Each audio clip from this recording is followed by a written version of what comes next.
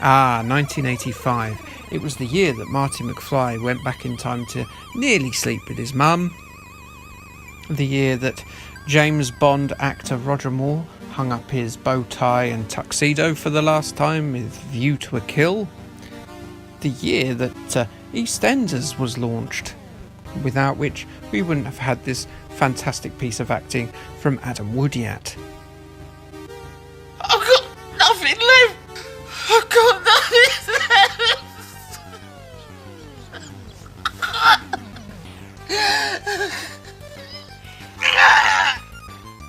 And it was also the year that Dead or Alive released the single You Spin Me Right Round Baby, right round like a record baby, round round round round. Now I won't show you the gif that goes into my mind immediately when I think about this song.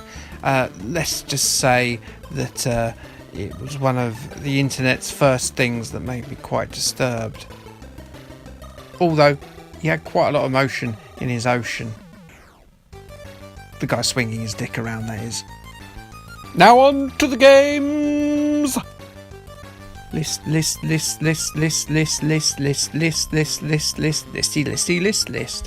Yes, I've already fallen back on that old Watch Mojo favourite, the top 10 list. The creative juices have run dry already, and I'm going to that old favourite. So what am I doing? I'm doing the best games of 1985, possibly to be followed by the best games of 1986, 1987, 1988, 1989, 1990. So yes, I'll be picking my favourite games released in 1985. It may not be that I played them in 1985. In fact, it's pretty unlikely. I'm still smashing Transformers together at that time. And you may find it's quite arcade heavy due to the fact that the best iterations at the time were the original arcade versions. Although this may not necessarily always be the case in later episodes. In fact, the next edition, the 1986 one, strangely enough, is going to be quite Spectrum heavy. So here we go then, another series of opinions by a white middle-aged man on the internet. What a treat!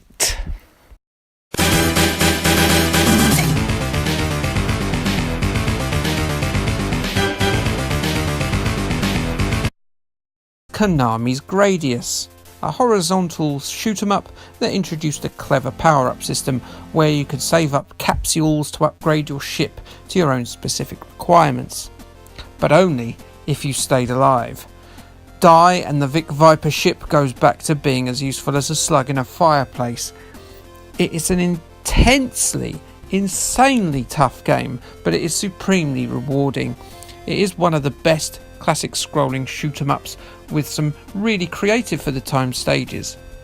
Definitely an influential classic, which went on to have more parodies and sequels than I've had hot dinners. Okay, I might have had a few more hot dinners, that's why I'm fat.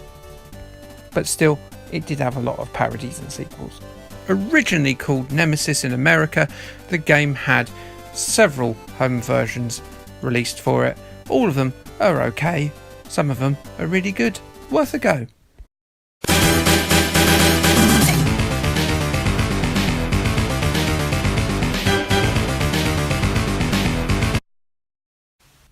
The Americans must have thought they were super funny when they renamed Green Beret as Russian Attack. Russian Attack. See, they're really afraid of Russians, America. Not like us Brits, we don't have any problems with... Russian Attack was an early run and gun released by Konami, absolutely full of blimmin' girders, look at it. Where the US Special Forces have deployed a single soldier and a knife to save POWs from being ventilated by a ton of Rusky bullets. That's a bit of a half-assed rescue mission, isn't it, really? Why even give him a bloody knife? Just give him, I don't know, a Care Bear tied to, like, the cord from a bathrobe or something, and let him deal with the Russians like that. Luckily, our hero can find all sorts of weapons to help him out along the way, be they grenades, flamethrowers, rocket launchers, and well, that's about it really. It's a tense, adrenaline-pumping classic that was released on multiple formats. And it's as hard as balls, as all those games from back then seem to be. It's perhaps a little bit unforgiving in places when you're climbing a ladder or jumping, but apart from that, I think it's a bloody hoot.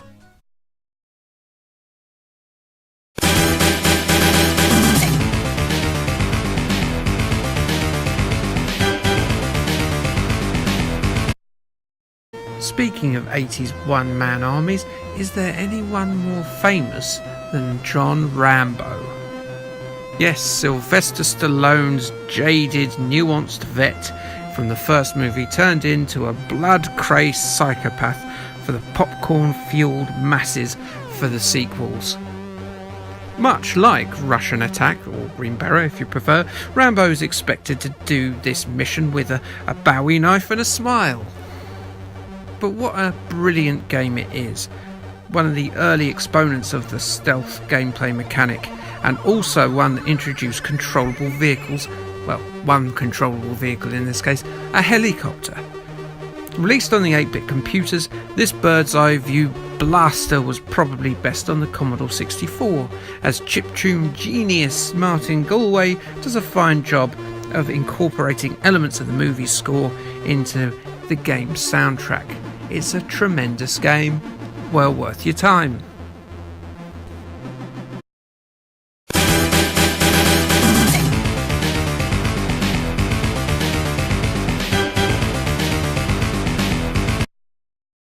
Sadly, no, this isn't based on the Arnold Schwarzenegger movie of the same name. There's no John Matrix here. Let off some steam, Bennett. Commando the game is a little bit more simplistic than the previous entry Rambo, but it's a game I just about prefer. This is because this game is incredibly tense, with enemy bullets pinning you down and really forcing you back to the bottom of the screen. To make matters worse, it's really hard to use the grenades, you can only throw them vertically. But what tremendous fun this game is to play, particularly when you get to the mid-level gate and end-level fortress sections. And what a treat it was released on most of the formats at the time. It's well worth playing, even if you miss Arnold Schwarzenegger dropping mulleted men off cliffs. Remember, Sally, when I promised to kill you last? That's right, Major. You did. I lied.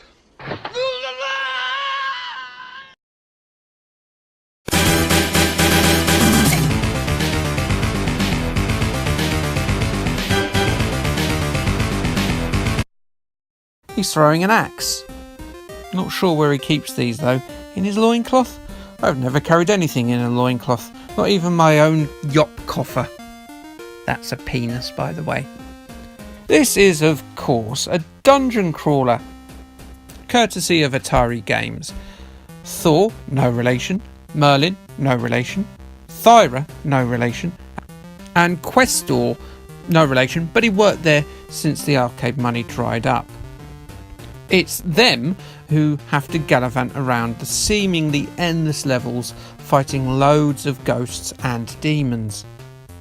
It can outstay its welcome when you're playing on your own, but with 4, 3 or even 2, it remains a fun experience, and it constantly tells you off for shooting things like food and other vital things like that. Your life force is running out. All your powers will be lost. Now, it can get very overwhelming. There are hundreds, or seemingly hundreds, of ghosts on screen at a time sometimes, but it's a thoroughly enjoyable experience. Heartily recommended because it's on this list, so obviously I do recommend it. If I didn't like it, it wouldn't be on the list, I guess.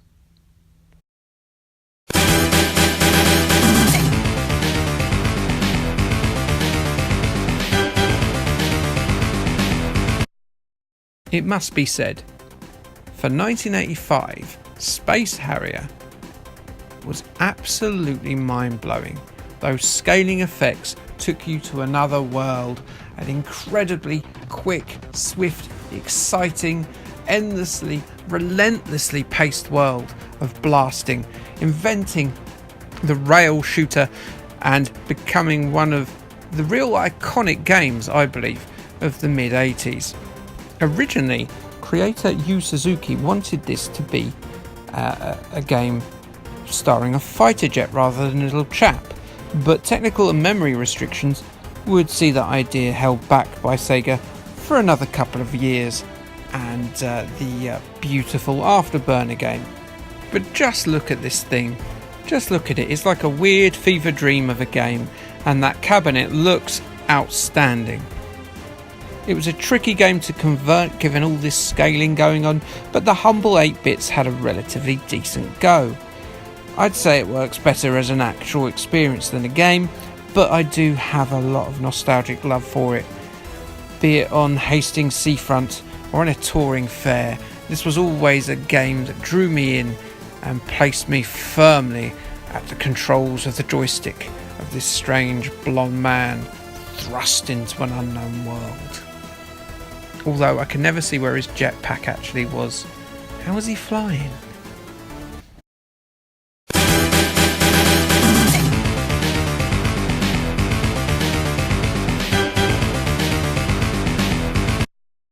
Yeah, I know, this is in an awfully high position for what was essentially quite a mediocre game by Atari, but I loved it. It's one of those games, along with Return of the Jedi, which came out the previous year, that actually captured the feel of the movie, taking key scenes and turning them into relatively good gameplay experiences. Unfortunately, it doesn't include the chilled monkey brain scene. Everybody loves the chilled monkey brain scene. I love the chilled monkey brain scene. So I don't know entirely why I'm so attached to the game, but it's probably down to my love of the movies. In the first scene, Indy has to run around the thuggy mine, freeing children and whipping fellas off cliffs. The second is the iconic kart chase, responsible for most of the awful levels in your favourite 8-bit and 16-bit platform games that weren't sewers or ice based. And the third part sees you try to take the Sankara stones from the temple of the evil and villainous Mularam. Do well enough and you get to play the rope bridge scene from the end of the movie. So yeah, I know this game shouldn't be as high as it is on the list, but I've got quite a large attachment to it, and I still love it to this day. It's just my opinion, man.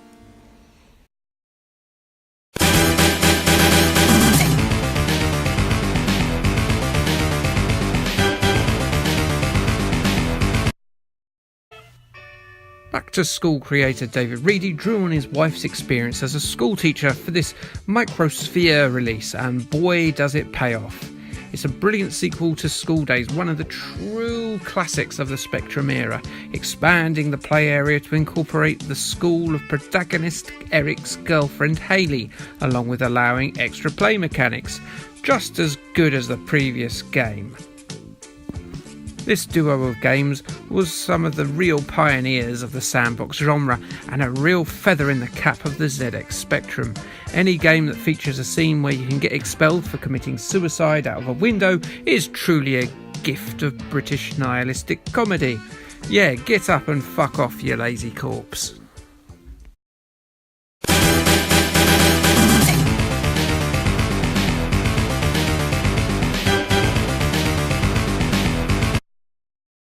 One thing that I really loved in the 8-bit era was the love given to mundane tasks and jobs in video games. It was supposed to be about escapism, making you into a one-man army, a heroic space pilot, or even the main striker for your country at the World Cup. I always had a soft spot for entertaining takes on being a trash man, a barman, or even a strange April Fool's joke about lawn mowing on a Spectrum magazine. Games like these have always been a quirky delight for me. In this field, certainly in terms of popularity, Atari's Paperboy is actually a king and not a Paperboy at all. Despite only a third of the screen being a playfield, making for some very frustrating deaths as it's tough to manoeuvre, Paperboy is inventive and always interesting. Your goal is to keep subscribers to the Daily Sun, no relation, though you can always pretend, if it's going badly, that the game's set in Liverpool. There's a joke that some of you might not get. You do this by hurling a rolled up newspaper in their postbox or onto their doorstep, while wreaking all kinds of havoc on the people who get their fake news from other news outlets. Break their damn windows, run over their flowers. It's a wonderful game to look at, capturing a hectic suburbia in the heartland of 80s America and jacking it up of crazy nonsense. An absolute classic, an iconic game of the time, and translated to lots and lots and lots and lots of consoles and computers, old and not so old.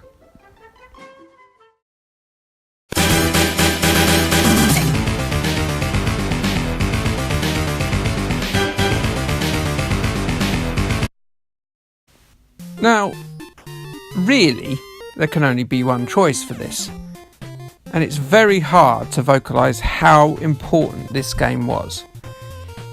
It wasn't the first platform game, and Mario wasn't the first worldwide iconic gaming superstar. But what it did do was distill those two elements to absolute perfection. Where the likes of Manic Miner on the Spectrum had moments of frustration associated with its execution, be it its controls or its flip screen, any player deaths in Super Mario Bros. Were down to the player themselves. The controls were absolutely perfect. It was our first look at the strange Mushroom Kingdom, and perhaps our purest excursion. You were just a fat mustachioed dude and his wits, battling Bowser and his horde, with the occasional help of the odd giant making mushroom or fire flower. It remains incredibly just as playable as it did 33 years after its release. It truly is one of the best games of all time. It was without a doubt the game that established Nintendo at the top of the games machine tree for a generation. And rightly so. I've played the game at least once a year ever since my first encounter with a Nintendo Entertainment System in about 1988 or 9. So influential. It cannot be overstated just how good this game is. An absolute masterpiece. And so once again, we close the curtain on another pointless opinion list by someone you've never met. But it was quite a lot of fun to do, going back and playing some of these classics that I've not played in quite some time. Bye!